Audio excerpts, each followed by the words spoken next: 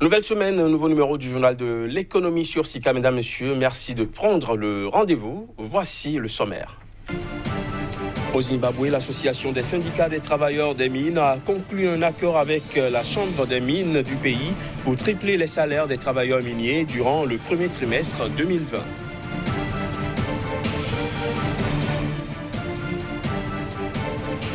Dans la région de Kalahari, au nord de l'Afrique du Sud, réputée pour son climat sec, une sécheresse extrême a non seulement tué de nombreux animaux, mais a également entraîné la disparition du tourisme, créant du chômage. Et puis les dirigeants des ports de l'Afrique du Centre et de l'Ouest se sont réunis à Douala pour ausculter les perspectives d'une nouvelle coopération portuaire dans le cadre du nouveau régime de sécurité et de sûreté. On en parle dans cette édition.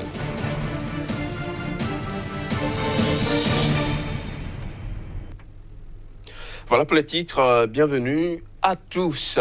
Au Zimbabwe, l'association des syndicats des travailleurs des mines a conclu un accord avec la Chambre des mines du pays pour tripler les salaires des travailleurs miniers durant le premier trimestre 2020.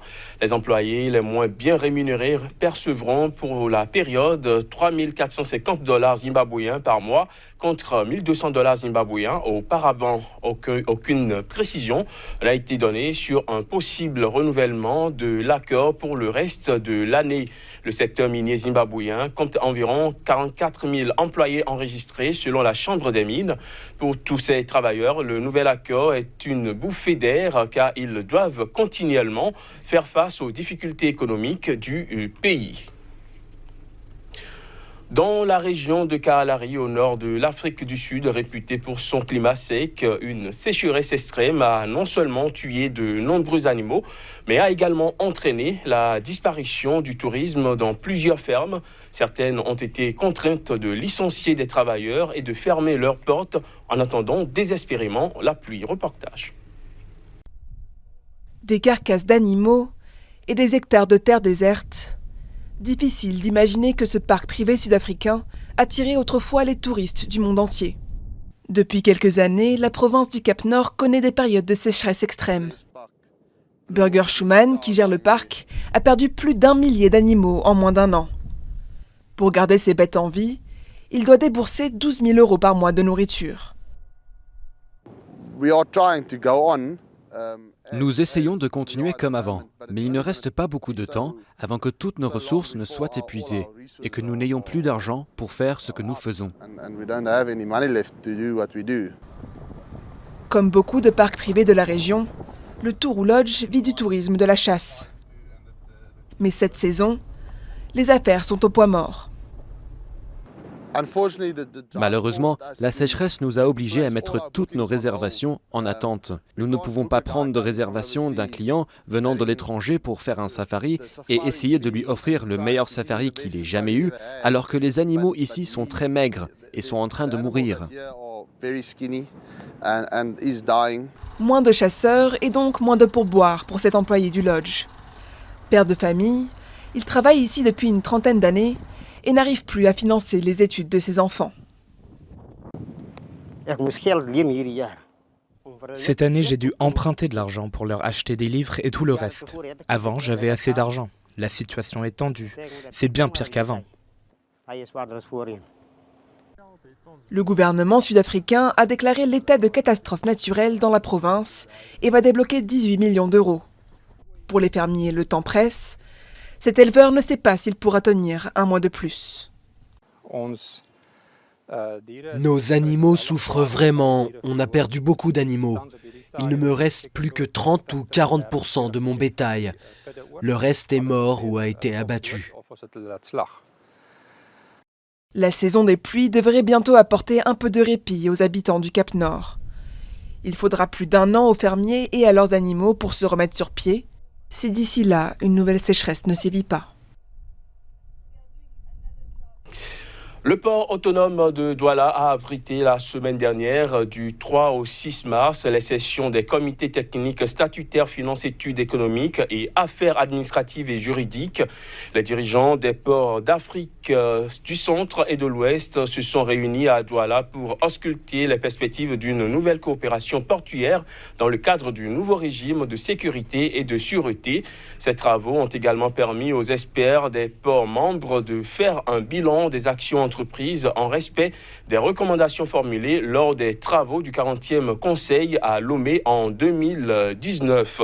Je vous propose à présent d'écouter des réactions de quelques participants à cette réunion.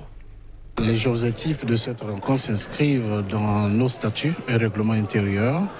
C'est de poursuivre l'activité maritime et portuaire, faisant en sorte d'avoir donc une synergie d'action afin de faire de peser dans la balance commerciale donc, du monde.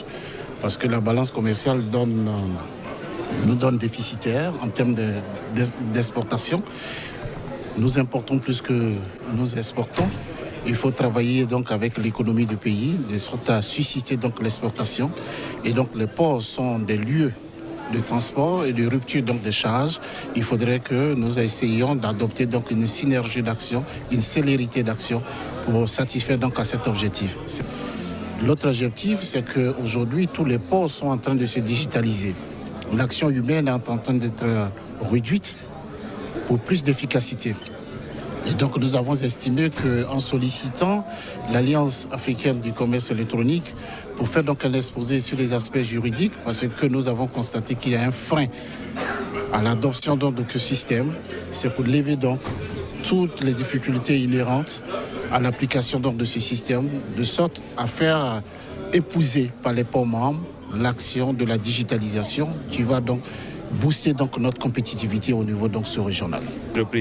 Naturellement, à travers les assises de ce jour et les expériences des autres ports, nous pourrons tirer la meilleure expérience afin de mieux nous inspirer pour mieux gérer les systèmes d'évaluation, pour voir comment apprécier la performance du personnel et les niveaux de compétences pour mieux répondre aux défis auxquels nous sommes confrontés avec la vision du port autonome de Lomé qui se veut désormais le hub de l'Afrique de l'Ouest. 28 millions d'euros pour renforcer la coopération économique entre l'Éthiopie et l'Italie. De quoi est-il concrètement question? Élément de réponse juste après ceci.